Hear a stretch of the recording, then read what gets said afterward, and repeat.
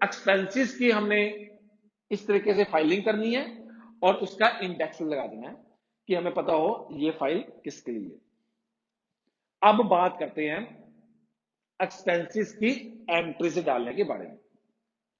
जब एक्सपेंसेस की एंट्री डालनी है तब आपको वो जीएसटी वाले रूल्स याद रखने हैं। क्या इस एक्सपेंस पे आईटीसी मिलेगा कि नहीं मिलेगा? क्या इस एक्सपेंस पे आईटीसी मिलेगा क्या नहीं मिलेगा? तीन तरह की चीजें रहती हैं आईटीसी के रिगार्डिंग, मैं यहां पे नोट कर देता हूं। तीन तरह की चीजें रहती हैं। क्या आईटीसी मिलेगा, नहीं मिलेगा, या इस पे आरसीएम तो नहीं एप्लीकेबल है। तो तीन तरह की चीजें जो हैं वो रहती है। क्या इस पे मिलेगा, क्या इस पे नहीं मिलेगा, या इस पे आरसीएम तो एप्लीकेबल तो नहीं है। तो अगर तो आपको भूल जाता है तो जिस पे आईटीसी आपको नहीं मिलेगा और जिस पे आरसीएम अवेलेबल, जिस पे आरसीएम की प्रोविजंस एप्लीकेबल है उसका प्रिंट आउट निकाल दो। वो मैंने ये दोनों लेक्चर्स आपको जीएसटी में करवाए हुए हैं, इसकी लिस्ट आपके बुक में है। ये दोनों जो शीट्स है इसका प्रिंट आउट निकाल के आप अपने सामने लगा दो। आपको जिसपे आईटीसी नहीं मिलेगा और जिसपे आरसीएम एप्लीकेबल है, इसके अलावा जितने भी बाकी केस हो गए सब पे आईटीसी मिलेगा। तो आप ये दो सामने लगा दो तो आपको पता होगा कि इस पे आईटीसी क्लेम करना है कि नहीं क्लेम करना है, क्या इस पे आरसीएम है कि नहीं है। तो इसीलिए जीएसटी की जब प्रैक्टिस करवाई थी मैंने तो इस पे काफी जोर दिया था। ठीक है, जब भी आपके पास कोई खर्चों का बिल आ गया तो पहले आपने चेक करना है क्या वो बिल जिससे हमने सामान खरीदा है या जिसको हमने पेमेंट करनी है, जैसे हम पैकिंग मटेरियल खरीद रहे हैं, स्टेशनरी खरीद रहे हैं, जो हमारा वेंडर है, क्या वो रजिस्टर्ड है कि अनरजिस्टर्ड है। अगर तो वो अनरजिस्टर्ड है फिर तो सीधा हमने एंट्री किताबों में डाल देनी है, उस पर ना आईटीसी की कोई बात करनी है, बस उस पर ये चेक कर लेना है कि उस पर आरसीएम एप्लीकेबल तो नहीं हो रहा। तो जिससे हमने माल खरीदा अगर तो वो अनरजिस्टर्ड है तो उस केस में सीधा हमने expense count debit to party entry डाल देनी है, उस पर जीएसटी की कोई बात नहीं होगी। लेकिन अगर वो पार्टी रजिस्टर्ड है जिससे हमने एक्सपेंसेस की जो सामान खरीदा है, जो पैकिंग मटेरियल खरीदा है, जो डाइंग करवाई है, जो फिनिशिंग करवाई है, अगर तो वो पार्टी रजिस्टर्ड है तो फिर हमने वो बिल पे चेक करना है। वही चार चीजें चेक करनी है। क्या मेरी फर्म का नाम बिल पे है, क्या मेरी फर्म का एड्रेस है, क्या मेरी फर्म का जीएसटी नंबर है, क्या वो टैक्स वाइज है, क्या प्रॉपर टैक्स ठीक लगा हुआ है। तो ये सारी चीजें चेक करनी है और चेक करने के बाद ही इस बिल को फाइल में लगाना। और जब ये सारी चीजें चेक कर ली है तो जब इसकी एंट्री कंप्यूटर में डालने जा रहे हो तो फिर वही चीजें एक्सपेंसेस की एंट्रीज कैसे डालनी है, क्योंकि मैंने आपको बेसिक कोर्स में सिखा दिया है कि एक्सपेंसेस की एंट्रीज परचेज के वाउचर में नहीं डलती। एक्सपेंसेस की एंट्रीज परचेज के वाउचर में नहीं डलती, या तो वो जर्नल में डलती है या वो पेमेंट वाउचर में डलती है।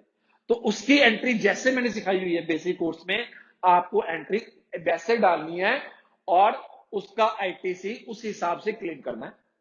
जिसपे आईटीसी अवेलेबल है उसकी एंट्री जैसे मैंने सिखाया वैसे डालनी है, जिसपे आईटीसी अवेलेबल नहीं है उसकी एंट्री वैसे डालनी जैसे मैंने सिखाया हुआ है, और जिसपे आरसीएम एप्लीकेबल है उसकी एंट्री भी वैसे डालनी है जैसे मैंने बेसिक कोर्स में आपको ट्रेनिंग दी है। तो इस तरीके से हमारी जो है एक्सपेंसेस की एंट्रीज कंप्यूटर में हम डाल देंगे। और वही रूल, जब एंट्री डाल दी है तो एंटर ओके साइन कोई ना कोई इनिशियल छोड़ देंगे। अब एक सबसे इंपॉर्टेंट चीज, जब मैंने बेसिक कोर्स करवाया था उसमें मैंने एक चीज बताई थी कि पहले खर्चे को ड्यू करना उसके बाद पेमेंट करनी है। पहले खर्चे को ड्यू करना है फिर पेमेंट करनी है। जैसे एग्जांपल के तौर पे मैं ऑफिस का जो प्रिंटिंग पेपर रहता है वो रिम लेके आया हूं, 1000 रुपए की रिम लेके आया हूं। कौन सी जो है कमल स्टेशनरी दुकान है, उससे 1000 के रिंग ले हैं। मैं एंट्री ऐसे भी डाल सकता हूं, printing and stationery account debit to cash, लेकिन ऐसे एंट्री नहीं डालनी है। एंट्री ऐसे डलेगी, printing and stationery account debit to Kamal stationery, उसके बाद पेमेंट की एंट्री अलग से डलेगी, Kamal stationery account debit to cash या बैंक। तो पहले खर्चे को ड्यू कर दें, उसके बाद पेमेंट करनी है। ऐसे ही पहले सैलरीज को ड्यू करना है, फिर सैलरीज की पेमेंट करनी है। कोई भी खर्चा है उसको पहले ड्यू करेंगे, पेमेंट करेंगे। ऐसे ही जो परचेजेस है हमारी, पहले ड्यू करेंगे फिर पेमेंट करेंगे। ऐसे ही जो हमने फिक्स एसेट्स परचेज किए हैं, पहले वो खर्चे को ड्यू करेंगे। जैसे मशीनरी लेके आऊं, किसी से लेके आऊं, नेशनल ट्रेडिंग कंपनी से, तो मैं एंट्री डालूंगा machinery account debit to national trading company. उसके बाद जब उसको पेमेंट की, national trading company account debit to cash या बैंक।